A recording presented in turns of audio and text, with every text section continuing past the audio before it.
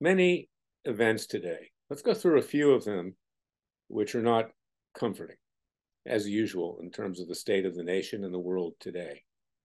First, in our legal profession, the appellate court in New York just reinstated Trump's gag order that he can't say anything about the clerk of the court that's been making faces and carrying on during his financial crimes trial, which is ongoing with this Judge Erganon.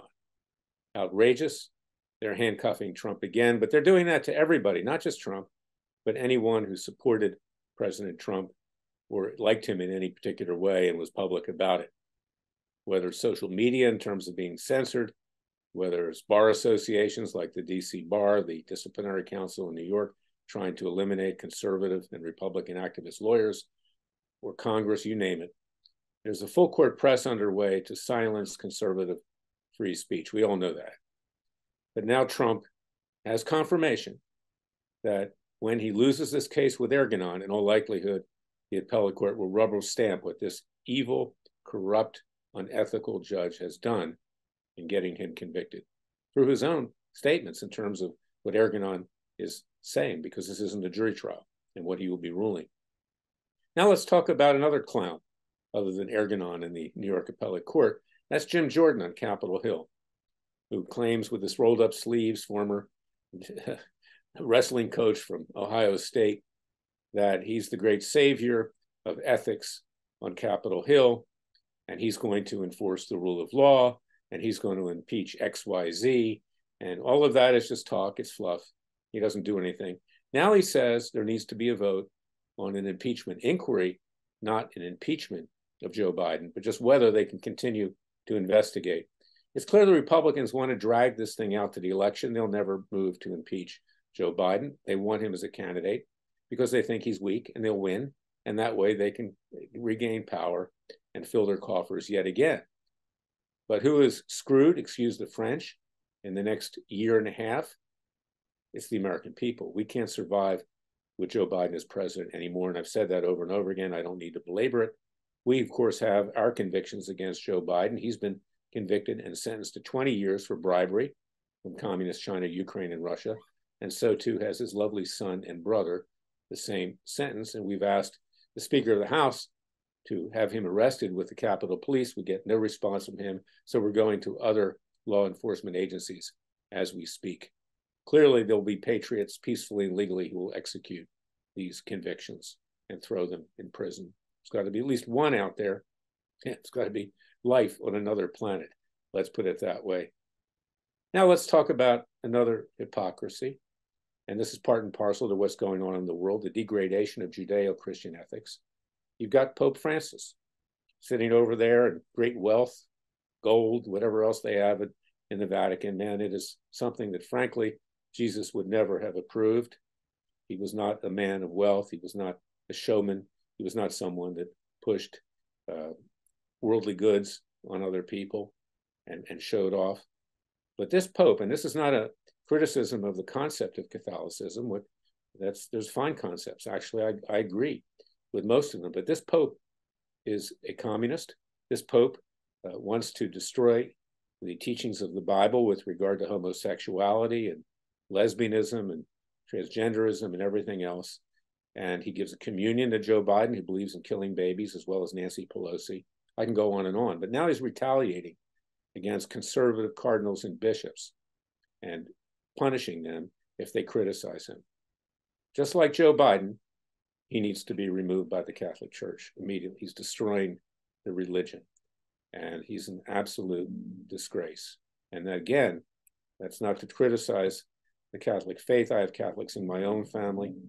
And this is not something that can be tolerated and continue much longer, because he is an extremely bad example for the children of this country. Now let's get into another, frankly, challenged individual, to put it bluntly.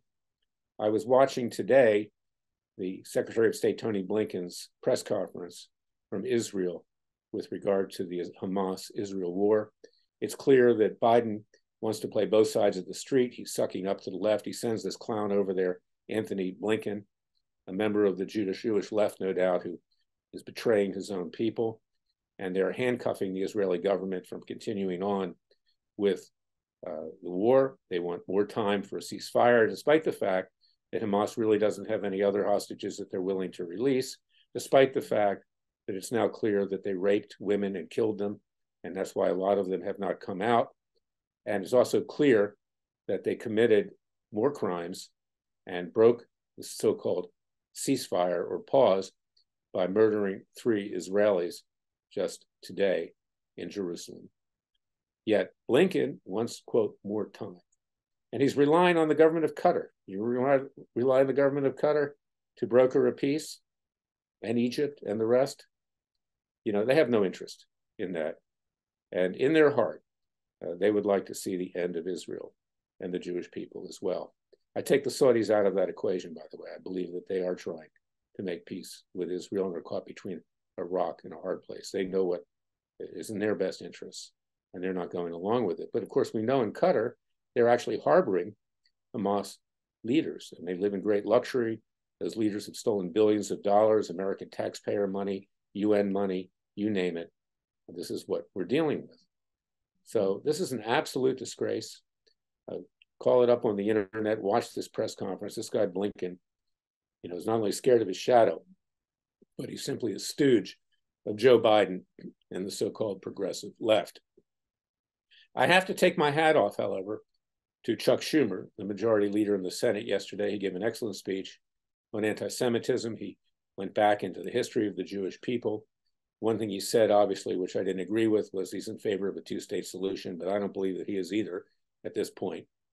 And if there's any silver lining in what's been going on with the anti-Semitism, hatred of Jews, and everything else, is number one, we now know who the enemies are. But number two, the Jewish left, many of them, like Schumer, okay, now feel threatened. Now they understand that their lives are at stake, that they better do something, and they better do it fast, because otherwise they could have cared less about it. And here's the irony, too. Obviously, anti-Semitism is abhorrent. As everybody knows, I'm a Jewish Christian. I'm a Messianic Jew. I'm very proud of my heritage. I am a Christian, but I consider myself Jewish as well. Jesus was Jewish. He was a rabbi. He did as well, although he didn't create Christianity. That was created by the disciples after him. But the fact is that these members of the Marxian Jewish left, particularly in political positions in Congress, whether it's Chuck Schumer, whether it's Adam Schiff, whether it's Gerald Nadler, whether it's Senator Blumenthal from Connecticut, a whole host of them, they ironically have fomented anti-Semitism as well. They fomented it from people on the far right, not conservatives, not people of faith, not evangelicals. They're more supportive of Israel than many Jews are in many ways. They understand what it means. But people have seen these people lying on Capitol Hill, making up false stories about President Trump and all kinds of other things. And there's been a backlash. And they've got to own up to that, because people are not stupid. They blame the Jewish people unfairly. These people, frankly, in my view, are not even Jews. I mean, they are Marxists, they're socialists, they're communists.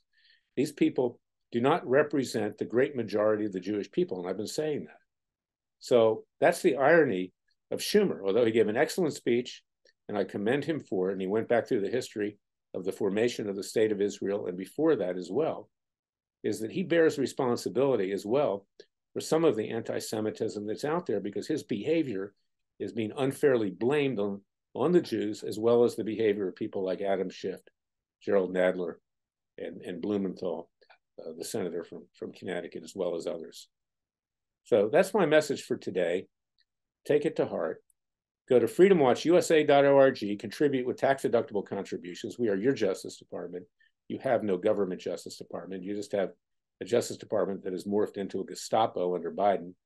And please, be active. As my book says, it takes a revolution, or a counter-revolution as the sequel. Wake up, America, because these are the people who are in control. It's time for the American people to be in control. These clowns work for us, and they need to be thrown out on their derriere. We need a new government and not a new nation if we're going to save ourselves. And we have to stand up to the left. We have to stand up to anti-Semites, anti-Christians, anti-Muslims, anybody who does not believe in the rule of law and discriminates against other people and tries to harm them. Thank you for listening to me. Remember, the Father and Son will only help us if we help ourselves, but it's time for the American people to see clearly. We have to do it for ourselves. I'll be back tomorrow with another special podcast. Until then, remember, the Father and Son will only help us if we help ourselves. Thank you for listening to me.